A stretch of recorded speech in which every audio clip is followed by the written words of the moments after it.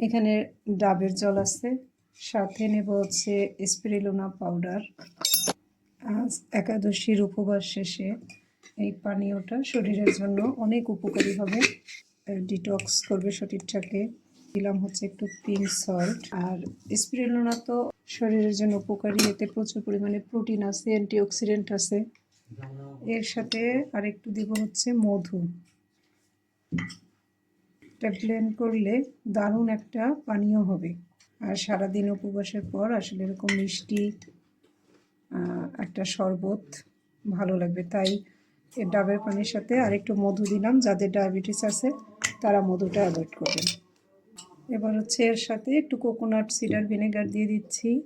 যারা Apple cider vinegar খেতে পারেন না তারা কোকোনাট সিডার ভিনেগার খেতে পারেন। এটা আসলে খুবই টেস্টি। আমার শেষ প্রায় 2 চামচ দিয়ে দিলাম, শেষ, আরেক দিন হবে।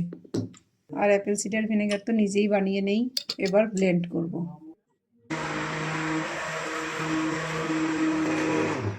একটু দেখায় নিচ্ছি, দেখেন কালারটা কি সুন্দর লাগছে, মানে একটা সবুজ সবুজ দারুণ একটা ব্যাপার। এখন ফমি হয়ে গেছে, এবার সবার জন্য ঢেলে নিচ্ছি। দারুণ একটা স্মুদি বা শরবত।